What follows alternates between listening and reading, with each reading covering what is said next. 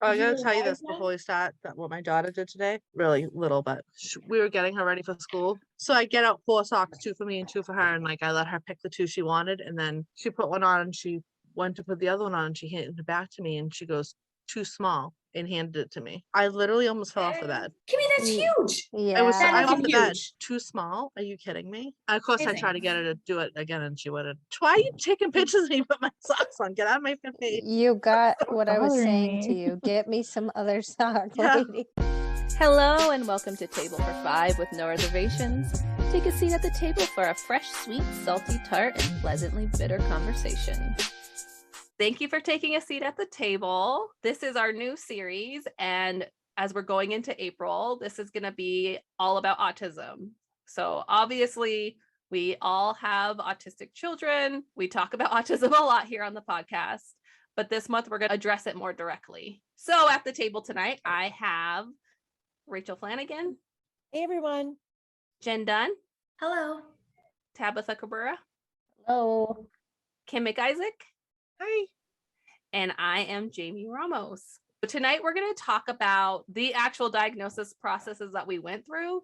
So this is kind of an episode for parents new to autism or seeking a diagnosis or nervous about the diagnostic process, or if you're one of our regular listeners, just to hear our different stories behind how we got to an autism diagnosis. So I'm going to kind of start. We have an episode in series 1 where we talk a little more about this, and we'll probably overlap with some of the stuff, but if you're curious more about our emotions about things, more of the signs, why we got the appointment, and our feelings about that, and some of that will definitely come up in this, but if you also want to listen to that episode, go check it out. It's series 1, episode 4, autism diagnosis is the title. Thank you. My son was behind in language, and at first he wasn't really falling off the milestone markers or anything like that because he never had issues with motor development. He walked on time, he sat up on time, rolled over, all those things. And they kept saying, well, that's fine. And we even got to a point at his 18-month appointment where he had lost a lot of language. And the pediatrician said to me, that happens pretty often, and his motor development is great, so I'm not worried. So then I wasn't worried as a mom. And a lot of the time, that's how it was for me. I didn't want my kid to have autism. I didn't want my kid to have a developmental delay. So every time I was told things like that, I was like, okay. But then we got closer to 2 and we went to a new doctor and she saw some issues. First of all, me and my husband both had to bring him to the appointment. It was a hard appointment. And right there in that appointment, she did the test on her computer and asked us questions. And we fell on the borderline of that test. And she said, let's take the next steps just to Also, get him Jamie, looked you're up. in Colorado. Yes, Important sorry. to say where we are because it's so regionally different, right? Yes. I'm in Colorado. So she got us a referral to Child Find, which is part of our our community board, which is the entity that kind of helps with getting people resources and on waivers and Medicaid and all the things you need, and helps get kids diagnosed and helps that transition into the school system. I didn't know that. I just thought this was naturally the next step. So she referred us to Child Find. We go in there. We have 2 people, a speech pathologist and some woman that's over some type of special ed. I didn't exactly know that this was basically just for the school district. I thought this is where my doctor's referring me. So this must be like the steps towards a medical diagnosis. These people must be uber qualified. And I don't know what their qualifications were. They were very nice and helpful, but I didn't realize there was another path I could take. So anyway, we go to them. They don't see anything up at 2 years old. And all this time, I think there was like a 4-month wait before we actually could go see them. So they said at 3, if you're still worried, they definitely said he was behind in his language. Otherwise, they weren't too worried. They said at 3, if you're still worried, call back. And when they did that initial evaluation at 2, they did have a representative from Developmental Pathways, which is our community board, come in, and they would have helped him since he was under 3. They would have helped him get speech and other things if he had qualified for that. And since the second time we went in, he was over 3, that person didn't come. And then that goes straight into the school system. Cause then it's kind of like, you don't need early intervention because you can get that through You get those ECFE. resources through the school. And Absolutely. our community boards are also how we get kind of on like waivers. And that's where we eventually got on waivers and stuff to assist you in getting resources and paying for things. And really, it's a Medicaid waiver, which is Yes. like an insurance waiver that says because your child has a disability that is lifelong and will need lifelong care, you can get on Medicaid no matter what your financial qualifications are. Ours were basically. like based off of In Jesse. yours. Anyway, I call back at 3 because his language still wasn't there where it should be. It was Mhm. actually about the same. There was a couple things that had changed. We go back, we just meet with the same speech pathologist.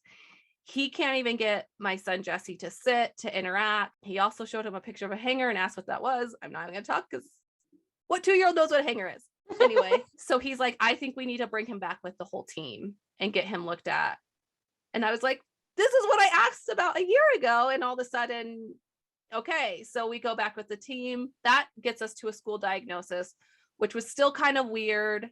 They kept reminding me in that situation that I could seek a medical diagnosis. So they did an observation. We came back, they did the ADOS, and then he technically did not test onto the spectrum through the ADOS they did, but he was borderline, so they could basically push him on, which they did, so we could get resources for him. I didn't seek an autism diagnosis until we got him into preschool, and his special education teacher in preschool was like, this is autism, which I don't think she was supposed to say that to me, but I'm very grateful she did because it was an inner battle with me. I wasn't sure if I wanted a diagnosis. I mean, I wasn't sure if he was autistic. I was hoping he wasn't.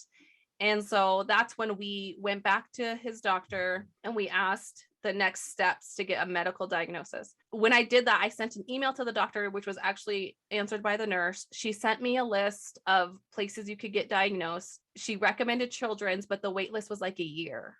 So I kind of didn't do anything in that moment because I was still having that inner battle and I feel awful about it to this day, but I didn't immediately go seek a diagnosis. I waited a little bit and then we went to actually meet with the doctor and I just said, the wait lists are so long and blah, blah. And she's like, oh, well, there's actually other options. I didn't realize this whole time without even my doctor's referral, really, I could have gone to a child psychologist. And by the time we finally got to the child psychologist, my son was nearly 5 years old. We did that. They were like, yeah, we wish people would get diagnosed earlier. Your son clearly has autism. That process was very interesting to me. I feel like I went through the 1-800 get a diagnosis hotline. I set up with this lady on the phone. She was very nice. She kind of asked me some questions to make sure that we were going on that path. She was like their secretary. And then she's like, okay, we'll have a doctor call you. We have a doctor call me and my husband. And she was like in training. We had to be on the phone with her for like a couple hours going through all these questions that they had pre-sent us that we had already filled out in forms, pretty much the exact same questions, which was very frustrating. I do appreciate that they take the parents' input, but then we went in and she does all within like a 3-hour span. We're in this place. They like this wasn't their permanent offices. You know how you can like rent offices? Yeah. That's what this was. So other people were renting offices in this space. So my little kid who is autistic and hyperactive is running around. He has to sit in this room, which is like has adult chairs. The toys and stuff she brought for the ADOS testing were in a suitcase. Like it was just weird. It was a small space. I was like, of course he's not gonna do great for you. So I don't want to play with your in a suitcase either. Exactly. And so he was almost fine. They did the Vine testing, which is basically like IQ and the ADOS all at once. So they did the Vine testing. That took forever. They're trying to get him to do puzzles. They're trying to get him to mimic the block patterns they're doing. The whole time I'm trying to sit in my hands because you're not supposed to help them. I was nervous the whole time. My son did actually good for where he was at. And then they give you a little break. We go back in and they do the ADOS, which is the test they do to test if your child's on the spectrum. So we finished that all out. Her supervisor over her, he's been in the next room and she like gives him all the notes and blah, blah. And we had basically told him this whole time that we are pretty sure he's on the spectrum. When we leave that appointment, I'm just like nervous and sad this whole time and just it's just one of the most uncomfortable moments in my life. They're like, yeah, we're pretty sure he's on the spectrum. We just basically have to finish like filling in all the score sheets and everything to see where he's at. And that was it. Like, I felt like there should have been like more observation. I felt like they didn't know who my son was outside of being in this tiny room for adults. We got the information basically over a Zoom meeting, the diagnosis. We could have gone in, but we opted for, which I'm glad, because I just bawled right after. At the end of that call, the Zoom call, where they told us he was autistic, they gave him a level 3 diagnosis. They also gave him accompanied language impairment and intellectual disability. And then that was kind of it. I was like, well, do we follow up with you? I thought maybe this would be his child psychologist. And they're like, no, we just diagnose. You can call us if you have any questions or anything like that, or if you need like a doctor to talk to us. And then they were like, our secretary, she'll send you a list of resources. I never got that list. I even emailed her asking for that list. I literally got emailed the packet with like the Vine results, the diagnosis, and that was it. I did not get anything else. No references where to go. I eventually got some kind of information from my doctor that seemed really outdated, but that was kind of it. We were told to do ABA. That's what they recommended. And that was how we got the diagnosis. So it begins. Looking back, I wish I would have known that I could have immediately gone to a child psychologist, that children's wasn't my only option, which I'm sure they're great. But here in Colorado, the waiting list is insane. And that could have improved in the last few years, but I'm guessing not because of COVID. I wish the doctor would have just said, when he had that speech regression at 18 months, I wish he would have just at that point had us go get looked at. Just even if the same thing had happened and they weren't too concerned, I just wish that like me having the courage to speak up and say something, because I get really nervous in those moments, would have like helped me. I wish in the moments that you're immediately told that your child might be on the spectrum, that you are referred to other parents immediately, and not just professionals. And I will say, from like, we had 2 different pediatricians in between this time. One seemed to know more than the other, the one who actually made us do that test and had us go. And I just wish that the pediatricians would have known more about the process. I wish I would have been told that I was being sent in to basically get an educational diagnosis and not a medical diagnosis. Right. There's a lot of things that I'm like, I just wish I would have known. I honestly don't know if where I was mentally at that point, I would have been receptive to that, but I wish I would have known. And then I could have done with that knowledge what I could have. How about you, Tabitha? So Nixon had a similar kind of track to Jesse as far as his like main indicator for autism was language delay, and he was in early intervention. We got referred to early intervention by his pediatrician, and she was great, kept addressing our concerns about his speech and his language. She also referred us to audiology to get his ears checked, which we did. He has no hearing problems, but she kind of referred us just as like let's just refer him and see what happens type of thing. Like, she didn't make it seem like there was like a lot of concerns. I mean, he had the same thing as Jesse, where we would take him to the appointments and he'd be climbing in the cabinets and running around the waiting room, and like I had to bring 47 snacks to get him to like sit down, and a whole packet of a stroller. It was quite the extravaganza of medical appointments. So she referred us to Children's here too, Phoenix Children's Hospital, for a developmental pediatrician assessment. And it was the same as Jesse, where it took us over a year to get into the developmental pediatrician. I did not know we could take him to a psychologist to get him diagnosed. I wish I did know that, because I was literally calling those people every freaking week to see if they had an appointment. They told me we could not get on the cancellation list until we had our own appointment. I'm like, okay, but you won't schedule me appointments, so how am I supposed to get on your cancellation list? Anyways, I may or may not have cried / yelled at many appointment schedulers at the Phoenix Children's Hospital. I'm sorry for that. And once we did get our appointment, we went to see a developmental pediatrician first. She had us fill out a bunch of paperwork, met with us, met with him. Then we had to come back for another appointment to see a psychologist who actually did the ADOS testing on him, as well as the IQ testing, but he was too young for them to like really make any formal IQ testing. And then we came back for a third appointment where they actually gave us his autism diagnosis. The first appointment with the developmental pediatrician, she gave us an at-risk for autism diagnosis for him before they had done the ADOS testing. But in Arizona, it's the same situation where you can go to the school and they have special education qualifications for preschool, which doesn't really have an autism umbrella. It's a developmental delay slash speech slash OT. And he was in a Montessori program at the time. So we didn't get referred to the school system until he was aging out of early intervention. And early intervention was the first one to say you have to take him for an evaluation at the school. And I was like, what? Why would we do that? I don't want to do that.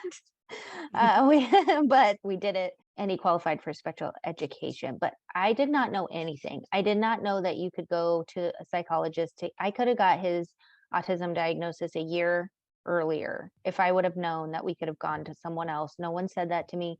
No one formally came out and said they thought he had autism. I asked numerous people, numerous times, including early intervention, his speech therapist. I mean, any person under the sun that was seeing him. I was like, hey, what do you think about this? Like, I did all the checklists, and I was like you, Jamie, where I did not want him to have a lifelong diagnosis at 3 years old. Yeah. And I feel guilty about that. I did not want him to carry a label. I'm like, how can they know this is autism at this age? How are you going to test him when he doesn't even have verbal language? He never fit the token markers for autism.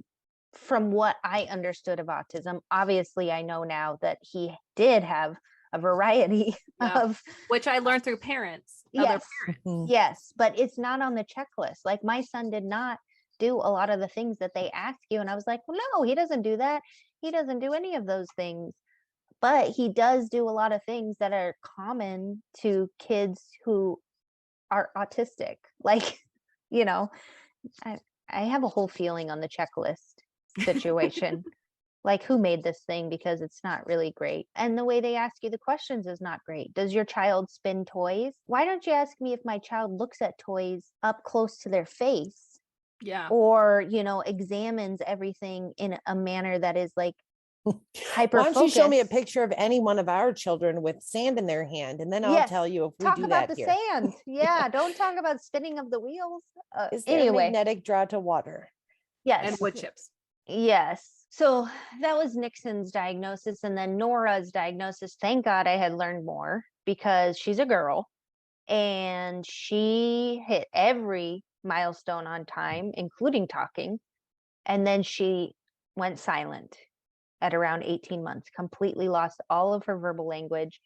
And the experience was completely different because we went to a psychologist who I found out we could go to instead of we're still on the wait list for the developmental pediatrician people. She was diagnosed in December of 2020. We still don't have an appointment with the Phoenix Children's Hospital. Just throwing that out there. But we went to a psychologist. This guy was like, you could tell he had been doing this for 25 years. He talked to me about his experience. He found out I was a lawyer, so then he was talking to me about how he testifies in cases and things, and he blew through that ADOS testing with her and explained every freaking step to me, which did not happen in my first experience with my son. I'm like, why are people not talking to the parents about what they're testing for, what's going on in that room? We're just sitting there as they're playing with toys, and like I was redirecting Nixon with like my work badge and like all these kind of things, and he's like, oh, you're really practiced at this. Like, maybe you should talk to me about what you're actually doing and testing for. I will say with our psychologists, they actually were pretty good about explaining things, but it was kind of in a medical way. I wasn't sure. Yeah, and I was like, I did not know what the heck they were doing in Nixon's evaluation. So anyway, he walked through the whole thing with me. He also asked me if I agreed with his assessment of her That's a skills. nice question, hey?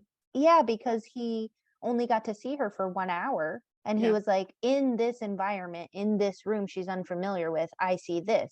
Do you also see this outside of the home when she's in unfamiliar environments, or when she's overstimulated by smells or the she was obsessed with the blinds in the room, and she kept going back to the blinds to like look out them and hear what the sound that they were making and stuff. I found that was really like comforting. But we are the same as you, Jamie, in the process with Nixon, that I did not know anything about anything, and I just waited for people to tell me what to do. Yeah. And there was no resources to find out any different until I started hitting up parents groups and learning more and meeting other people. So with Nora, they did not do the IQ testing with her. They just did she was only 2. Yeah, they don't do it usually till 5. Yeah, so she was too young. But with Nixon, they gave me a 100-page binder with I will tell you, no resources in it. It was just information about autism and like the We don't know what background to of tell you, and we're not autism. going to help you with anything. So here's a binder. I mean, there was probably like some kind of form list in the back that didn't explain anything about anything. And then I went to the websites to see if I could find out what they were for, and who knows. And we also got recommended to speech OT and ABA for both of our kids, basically. So different diagnosis experiences, because I knew more with my daughter. And so I was like, you guys aren't messing around with me. Like, what's the quickest way for me to get her in the right place so you guys can tell me yes or no and get her the resources? Because here in Arizona, you can't get outside of the school system, you can't get resources until you get them DDD and Arizona long-term care. 2 separate applications for anyone in Arizona who's listening. DDD you have to apply for first, and Arizona long-term care, which is the insurance portion, which actually gets you the services. What does that stand for, Tabitha? Developmental Disabilities Division. So it's the division that decides if your child has a disability, and you have to meet with someone. They do an interview of you. 854 questions. Yeah. And they make sure you qualify financially, which really is not your financial qualifications, it's your child's financial qualifications. Yeah. So if your kid has less than $2,000, then they qualify for DDD. And then Arizona long-term care, someone interviews you and you go through all the questions about what they can and cannot do. And you feel like you should say yes to some of the things that they can do, but then it counts as not a point for them needing services, basically. So and if you, is this to get your services covered? yeah. To Yeah. get Well, if you don't have private insurance. Okay. So like for us, we have private insurance. And so our services run through our private insurance first. And then second, they run through as our secondary insurance, Arizona long-term care picks But if up. you were willing to pay what your insurance doesn't Yeah. cover, you don't have to do the long-term care. You don't, but Okay. in That's Arizona, easy. like if you get your child on Arizona long-term care, there's a point system of before 3, and there's a point system after 3, and they have to requalify at 6 years old. If they requalify at 6 years old, then you are on Arizona long-term care until they age out at 18 Okay. or after, whenever they leave the school system. But I didn't know you can submit both applications, DDD and Arizona long-term care, at the same time, because it speeds up the process. Because you have to wait for those interviews to be scheduled. You have to wait. They're 2 separate departments that do the stuff. I submitted all of my paperwork of the kid's diagnosis, everything ahead of time. You know how crazy I am about that. And the guy who came for Nixon's interview, he's like, I've never seen anyone get Arizona long-term care this fast. And I'm like, Yes. well, we don't mess around over here. Like, sir, schedule your appointment, because we're not messing around with waiting for services that my kids need, because I was just on a wait list for a year to get his diagnosis. So whatever the fastest road is, let's do it. So anyway. And they bank on people not knowing. Yep. They absolutely do. And no one, we've talked about this before. It's like everyone holds information to themselves. Like there's this thing where no one wants to give you the answers unless you know the questions to ask. And how would you know the questions to ask if you haven't been through the process before? Yes. Like if I would have known to ask, is there any other place that my child can get an ADOS evaluation? Maybe I would have known we could have gone somewhere else instead of waiting in it that whole time. But anyway, Rach, do you want to go? Sure. Seeley's diagnosis story is similar to the boys in the sense of our first diagnosis, where you don't know where you're going, you trust the people. Our family is a little bit different. I feel our process was a bit stunted because we had lots of transition. And so Seeley was adopted and we had a pediatrician until she was around 18 or so months. And then after that first pediatrician, we were with another for like another year or two. And then that's the doctor that sort of had the come to Jesus moment with me at the end of her 4-year well check. She's the one that said, we need to discuss how Seeley's severely neuroatypical. And I was like, great. What the is that? Like, I was like, sure, whatever. Is that what this busy thing is? Like, what's happening? Seeley had looked up the woman's dress during that doctor appointment. Like she was all the frick over the place. It was everywhere. So That's our like, girl. yes, Yeah. we were past bedside manner. We were like, oh, briefs, you know.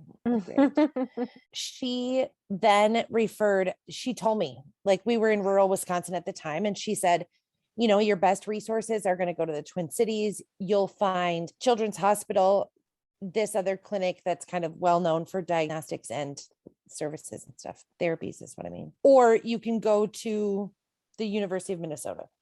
And so I picked whichever one I did. They didn't call me back.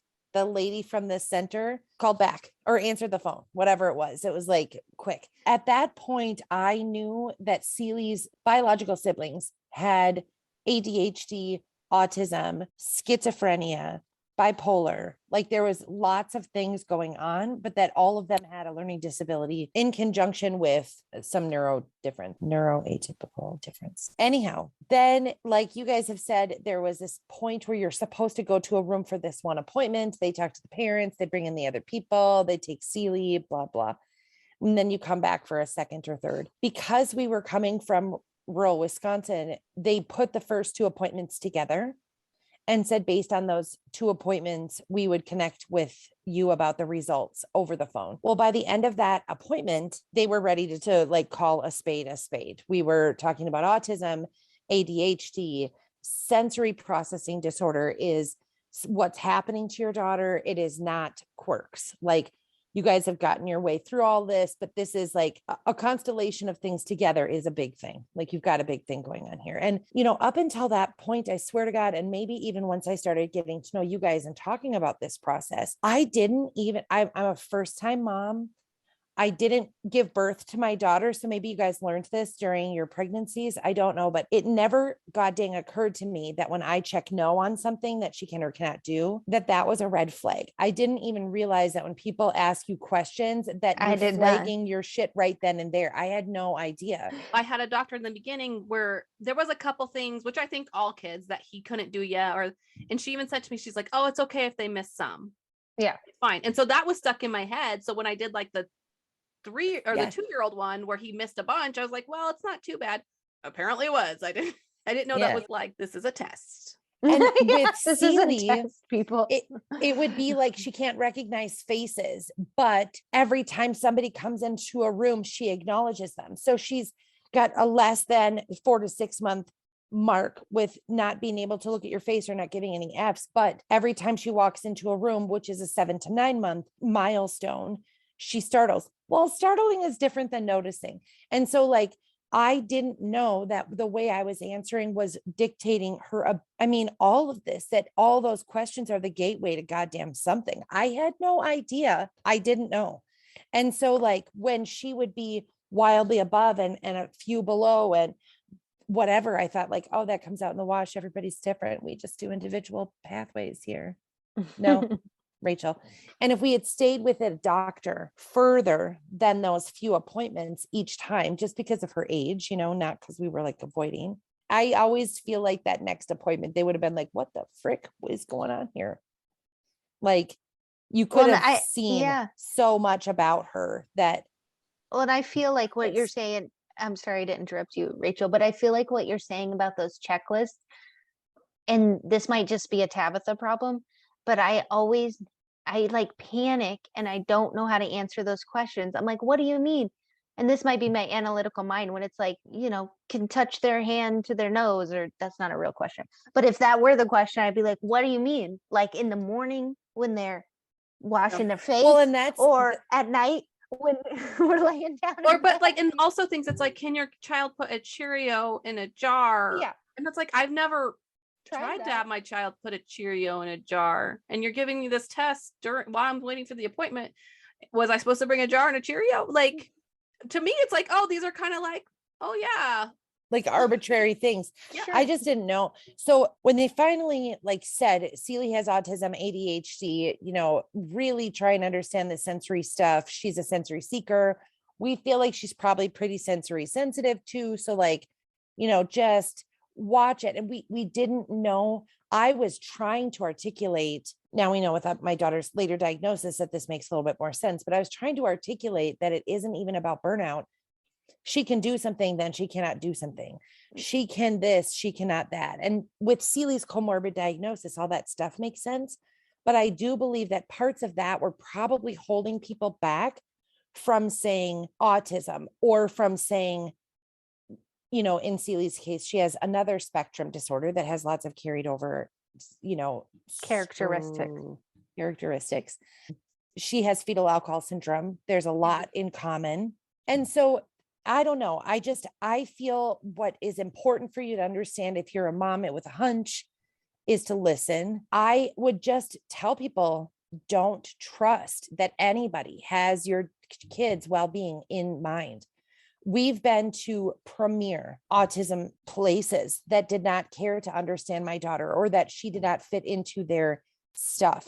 And in fact, in age 7, so we're 3 years in, we've been to more places that didn't understand my daughter or then have. So I feel like trust your gut, but keep fighting. And, to Tabitha's point and to Jamie's, there are so many components to these things, whether the school is supporting this or the doctors are supporting this, or what your goal is. Do you want medication? Well, then you need to not be dealing with the school diagnosis. You need a doctor, like nobody tells you how to do it. Or what lane, like, and once you pick a lane, you're so dead in that track that you don't even know that there's other tracks. Like Jamie said, she could have gone to the strip mall of 1-800-Autism, and yet she's still waiting here in month 29 of a wait list, going the way that some dink told her to go, and meanwhile, you're hearing early intervention is key. Like, oh, well, the months tick by, I could kill you. Don't make my kid wait and also be telling me to hurry up. I'll kill you. Anyways, what I want people to understand, even with autism diagnosis, my family lives in Minnesota. My daughter has a waiver, which in Minnesota gives her a sum of money to supplement the things that she cannot do. So the points go against her if she can't wipe. The points come against her if she can't be safe here or there. Like, there's this whole criteria. In that kind of way, if you're trying to get your kid something, you're only trying to get that for them because you have a need. The answer to those questions are yes or no. Like, you do not give more. You do not say sometimes. Yes or no. If my daughter can wipe herself to go to the bathroom in the morning, and yet she's the kid that has to be carried to the bathroom, and I need to wipe her and like help her legs open so that she knows what I'm doing, then I say, no, she cannot go to the bathroom by herself. That will get her help. And so Minnesota has this waiver.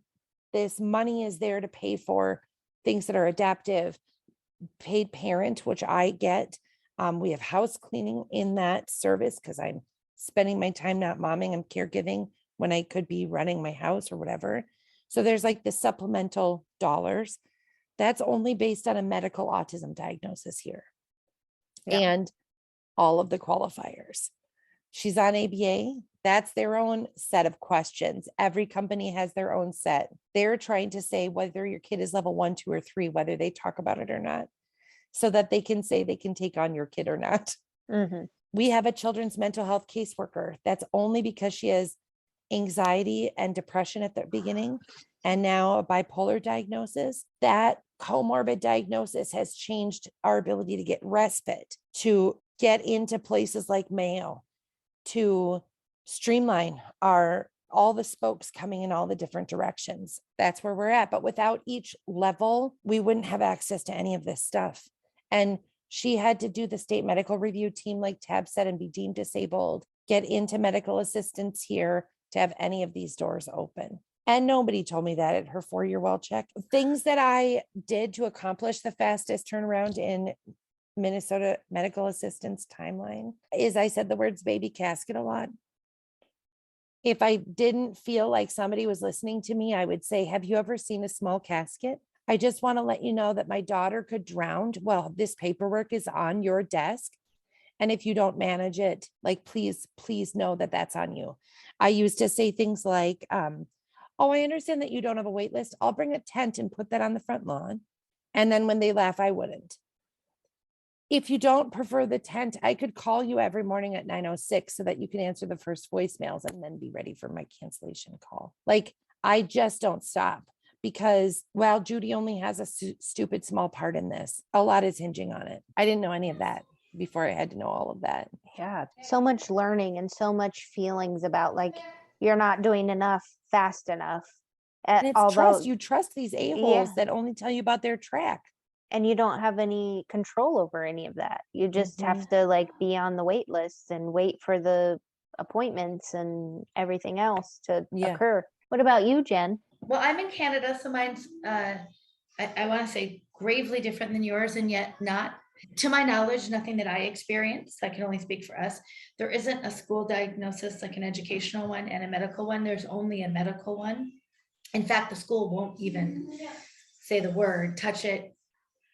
You have to have that medical diagnosis. So Kaya didn't speak, which was, she did all her marker skimming. She walked at 12 months and all that kind of stuff, but she wasn't eating and she wasn't talking. And so that was a big flag for me. A lot of times I was brushed off, like she'll, whatever. I, like all of you, did not want the diagnosis on any level, but I was just sick to my stomach every day. I woke up with this sinking feeling and I went to bed with a sinking feeling, and I knew something was happening with my daughter. And so finally her pediatrician said, well, she doesn't have great eye contact. And I was like, that's what you're noticing? A kid doesn't say a word. She's 2.5. That doesn't talk. There's no babble. There's no mama. There was nothing.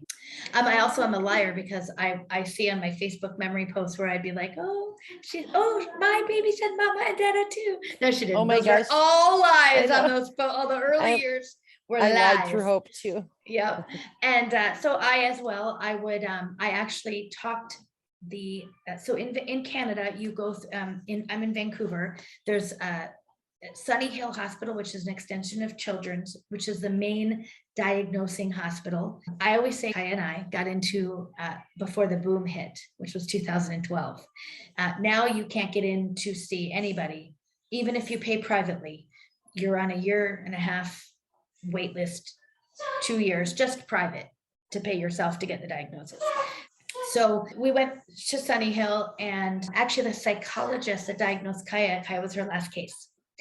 And so I kept hearing from everyone, well, you want the diagnosis, get the diagnosis, at least get her in, you'll get the funding, you'll get her in the therapies.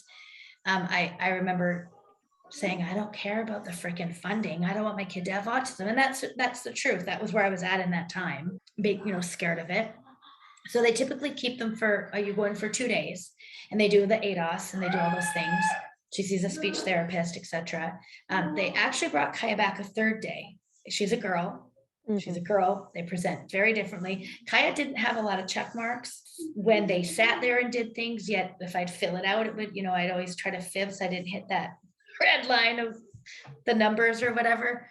They brought her back a 3rd day. When we left the 2nd day, the lady said, and I said, do you think she's autistic? And she said, I do, but I want to bring her back another day and do some more tests. So long story short, we brought her back the 3rd day, and she was diagnosed. They handed me a red binder. It's a RASP list, which is government approved therapies that are paid through the funding. And they sent me on my way. To be honest with you, I didn't even know what autism was. I mean, I was so overwhelmed by it. Mhm. In all honesty, I called it the A word for a good year and a half. I couldn't even bring myself to say autism. Like, I wouldn't even say the word. So I left there and I didn't have any guidance. It was here's a binder and go get her into some early intervention. You know, that was really it. It's pretty cut and dry here. We don't have to, and I'm very thankful, not for what you ladies went through, but we don't have those hoops to go through. Once you finally get in to see somebody, which again can be a couple years, which is agonizing because all these so-called professionals pound their chests about early intervention. Well, you can't get your kid into early intervention if you tried any harder, even if you wanted to pay privately. I mean, the wait list is so extensive. And that was it. She was diagnosed and we were sent on our way. It's pretty cut and dry here. Mm. And it was her pediatrician. The pediatrician has to write the referral. And she did after a certain amount of time. Well, and it's really like here, early intervention, what they call early intervention, drops off at 3 years old. So if you don't get your Here too. kid, if you don't get your, and that's a federal program, and so it goes birth to 3 in most states. And so if you don't get a diagnosis by the time you're 3 years old, then it does get pushed to the school system. So in Vancouver, well, in British Columbia, and I can just speak for my province, every province in Canada, so for the US listeners, that's like states. It's different province to province. We live in a great province for this. Any child your income, it's got nothing to do with your income. So any child under 6 automatically gets a $22,000 grant. For people outside our world, you think that's a lot of money. I can assure you it is not. But you know what? I'm very thankful for it. It's better than not getting anything. So you get $22,000.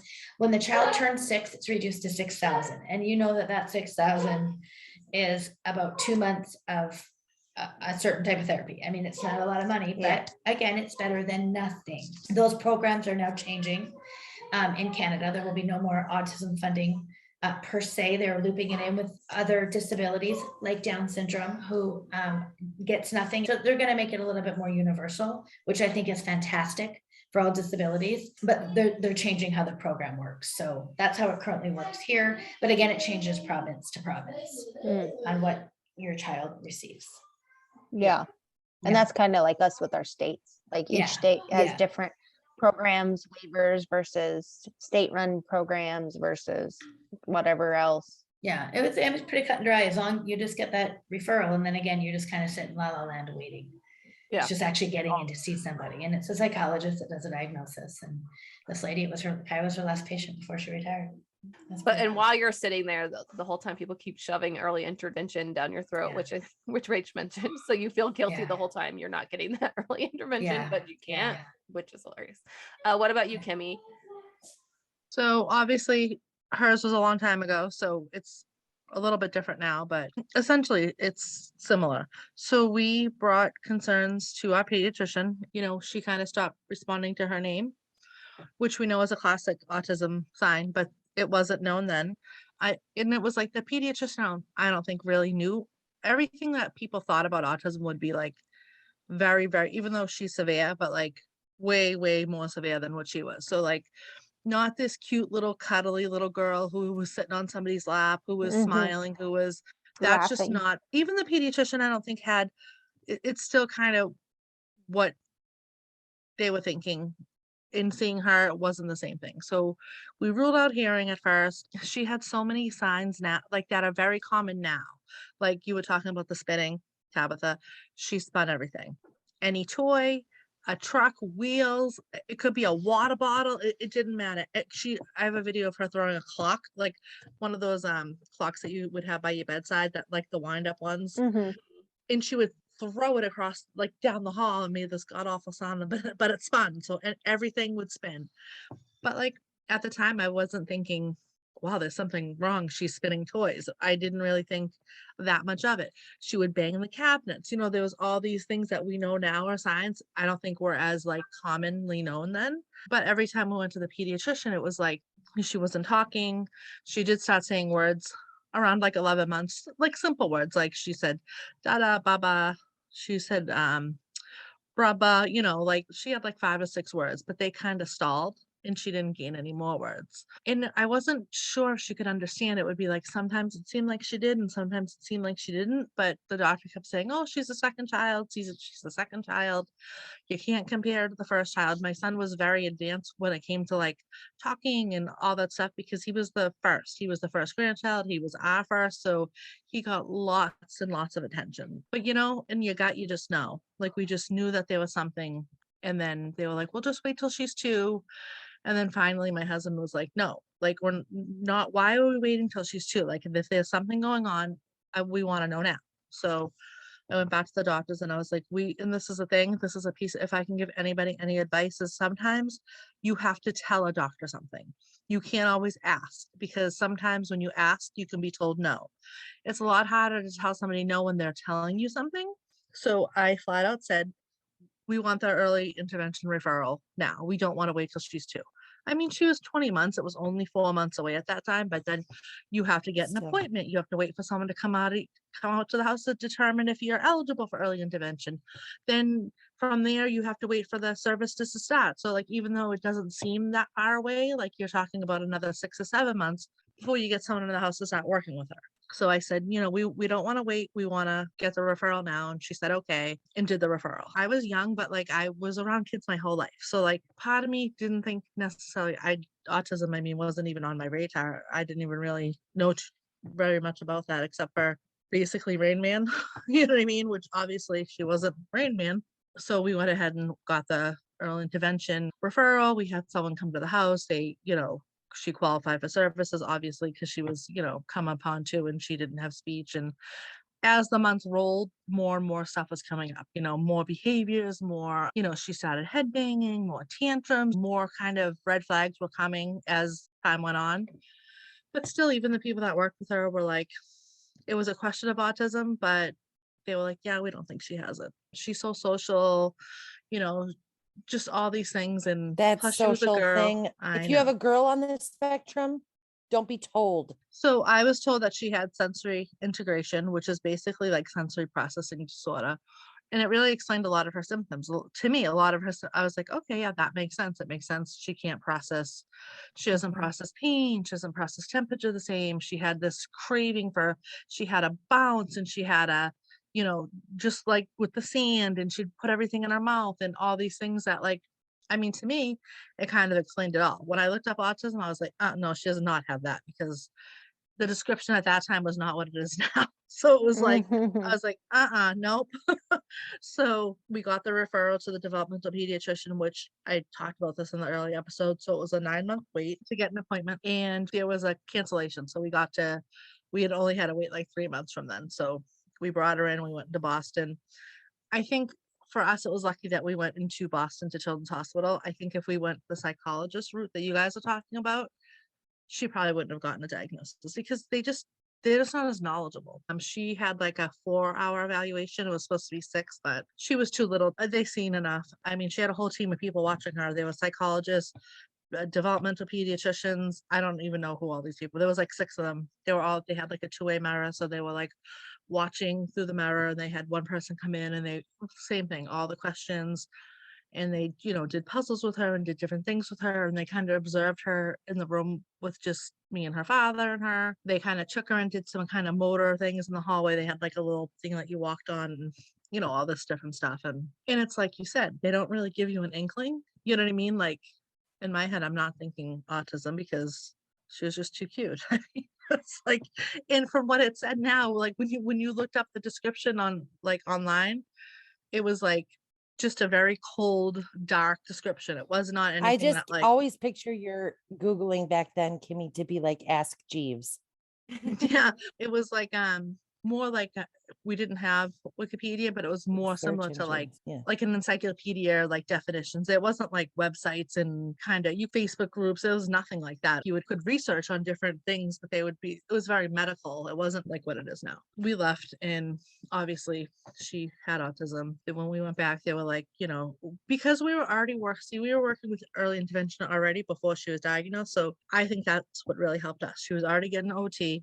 She was like Mhm. supposed to be getting speech, but they only had one speech therapist for like 50 communities. So like that, we were trying to get that, but we were already like on the list to get that. So we're already getting a lot of the things that they would recommend if you're diagnosed, except for ABA. So they early intervention went and they set up the, like, I didn't have to do anything. They set up the school system stuff. They set up the ABA. I mean, honestly, I didn't know what ABA was. They were just like, you should get ABA. That's the only thing that's, proven that works, that helps kids with autism. Until she can, because she couldn't go to the preschool until she was 3. She had turned 2 in April and she was diagnosed in July. And then she started with a half a day at school so she did the ABA for that, like from the summer to the following April when she turned 3.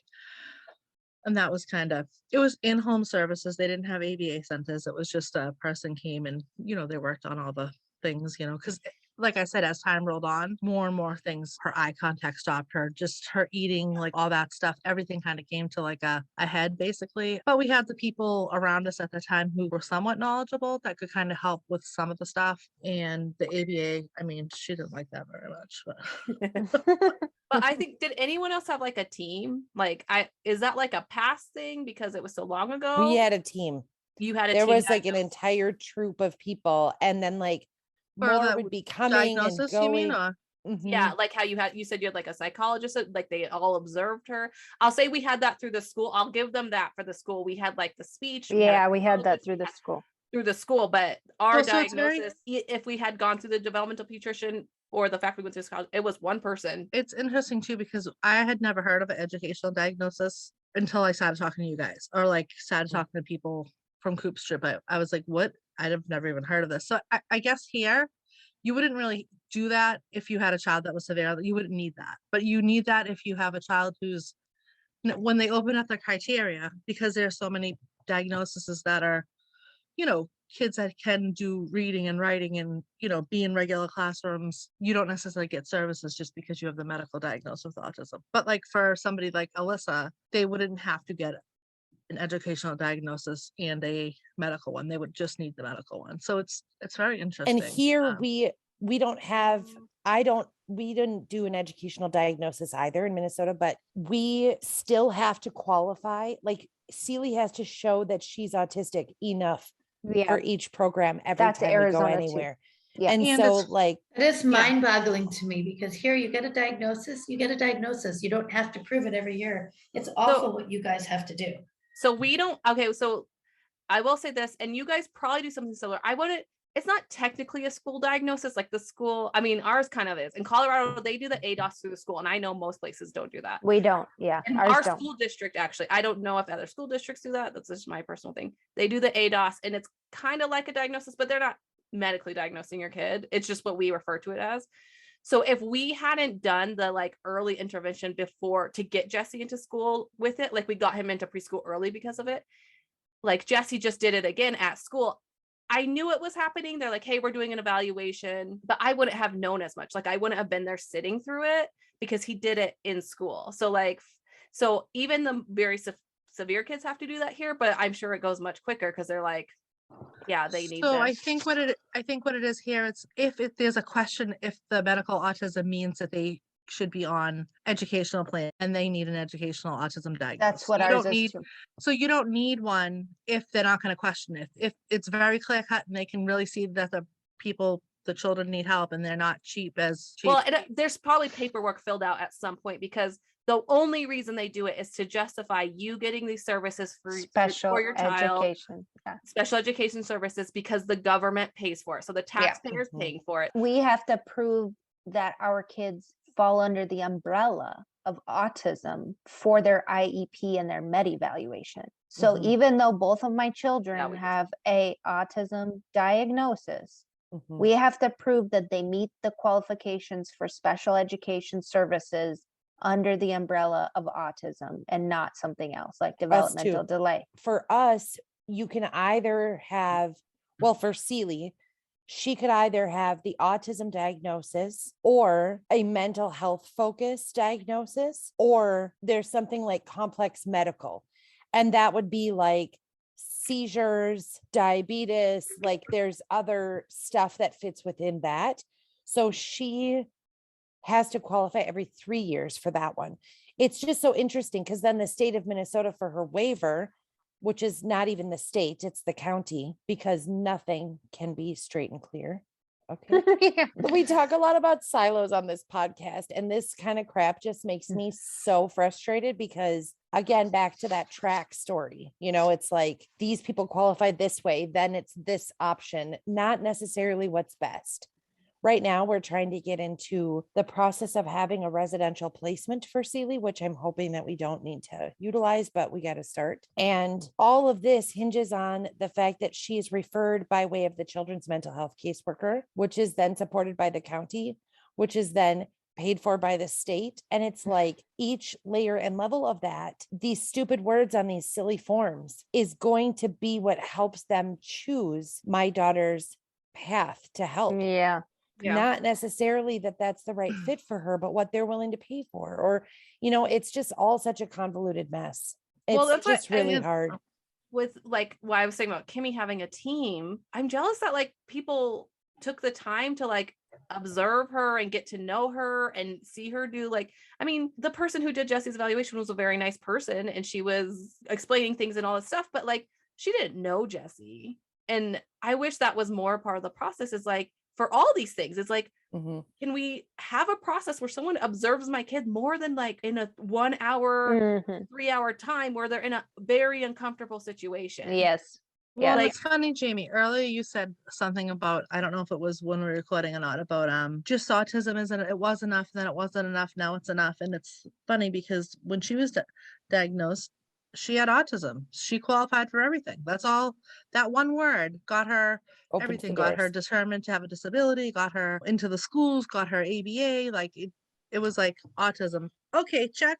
Now it's on. Like now I'm like, well, she has autism. They're like, and I'm like, and she has autism. Like, And what it do you mean? depends on your state. But I think what they're Cover now you they're saying for just autism. autism isn't always enough because the parameter of what autism is so wide Yeah. than it used to be. You know what I mean? It used Mhm. to not be a lot of these people that are verbal and that are, maybe that were Asperger's and maybe that were like other diagnoses that were like not under, well, they didn't call it autism spectrum disorder then, but it wasn't necessarily autism, but they would say, oh, you have autism characteristics, or you have PDD, or you just have global developmental delay. There was like other diagnoses that you got, but it wasn't autism. So if you got autism, then it was like you got all the services. And when Alyssa was think- 15, we went from 3 years old to 15, and I got these letters with all this nonsense proving that she's disabled. And I'm like, what?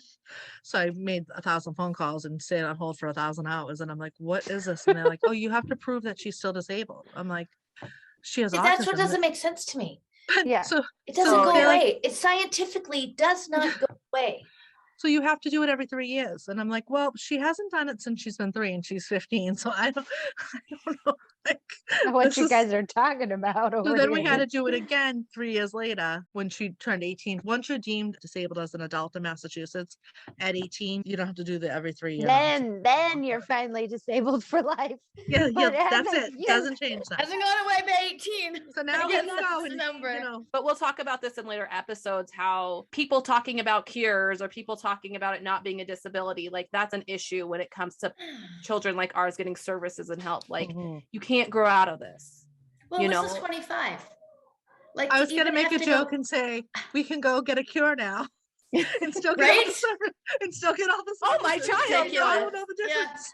Isn't autistic Oh. anymore. I didn't know. Everybody, that's a joke. That's just a joke. Don't come for Kimmy on the We- internet. But if we you do it's not Kim believe in McIsaac, no, cures over I'm here kidding. to No, we autism. don't. We don't. We believe Uh, hope, love, and helping your kids. Yes. Believing in your Yes. kids.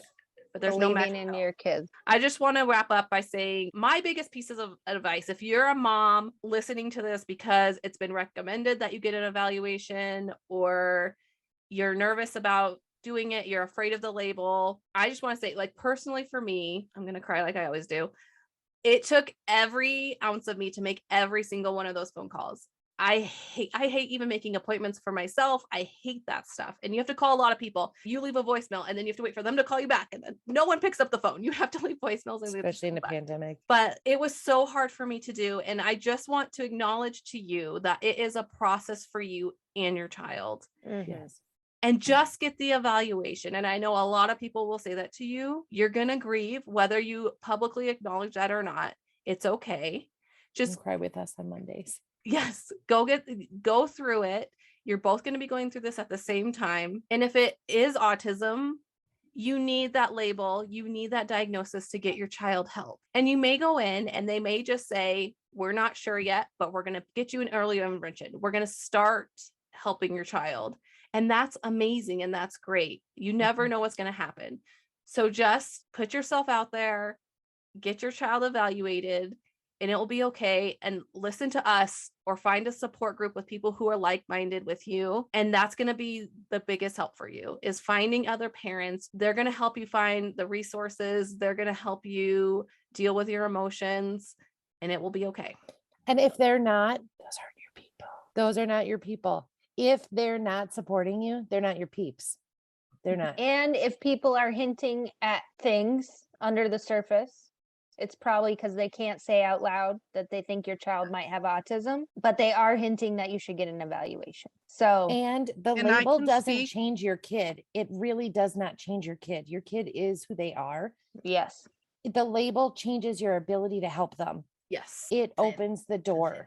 Yeah, it for just gets all them of it. And I can say, as I run a daycare, so I can say as somebody in the early childhood education field, that we are not allowed to say, hey, we see some red flags for autism. We think there's a possibility your child could have autism. We are not, even if we think it, even if you know it, we're not allowed to say it. Yeah. Early intervention is not allowed to say it. I can say, oh, we have some concerns. Maybe you should talk to your pediatrician, kind of stuff like that, but we can't come out and say it. So I think I hear from a lot of parents say, oh, well, daycare didn't say anything. His teacher didn't say anything. We got kicked Um, out before people would say stuff. And I felt like I Us was too. alone. And until you told me just tonight that you can't, I had Because- been pissed, felt a responsibility on behalf of all of the people that never told us. Like, how dare you? And because you're not trained, so we're not trained in special education. We're not psychologists. We're not medical. That is why we're not supposed to do that. I don't know who's supposed to be telling people, but I think a lot Apparently of times nobody. The table for five. Apparently just to nobody get- can just to say guess, this. I have somebody who came into my daycare. They were having another baby on the way, and she told me she had some concerns. I told her about my daughter, and we got to chatting, and she was very open about it. And she is seeking a diagnosis for her son, and they're giving her a hard time because he's little. He's just now turning 2, but all the bells and whistles are there. And I told her, I said, call your pediatrician and you tell them that you want a referral for an evaluation.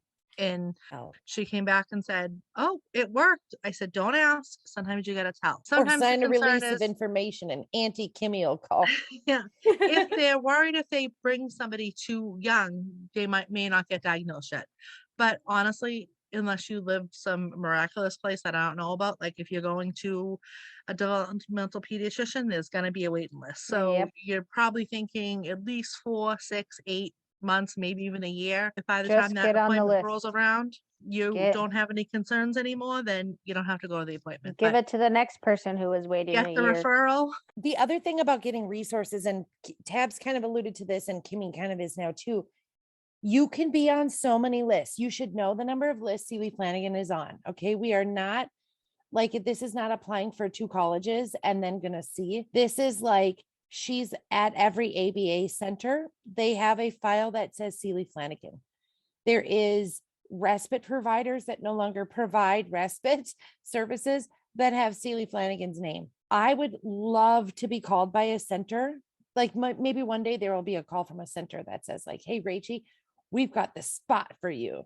And I get to hang up on them and say, she's in such a great fit right now. We don't even need your business. Mhm. Call the next person. They've been waiting. Yeah. They've go been waiting. call- Yeah, she's Call- going to cry in 3 minutes, but Call Jan down the street. She needs get your on all the services. lists. Like, don't feel like, okay, I'm in a path. This is going to work. I mean, I am here to tell you, sometimes it doesn't. Sign up for it all. I mean, for me, it was like a slow roll. I was in denial a lot of things.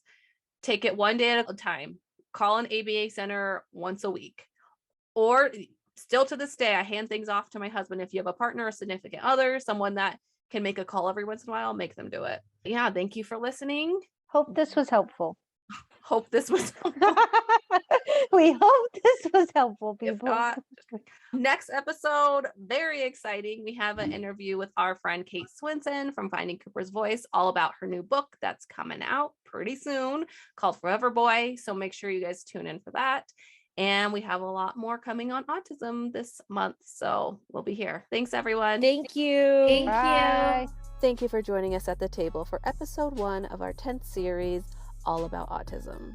If you are enjoying the podcast and where you're listening allows, we would appreciate if you can rate and review us. Make sure to follow us on Facebook and Instagram. If you'd like to contact us, you can email us at table45podcasts@gmail.com. We have new episodes every Monday. Join us next week for episode 2, an interview with Kate Swinson on her new book, Forever Boy. We'll see you there. Bye.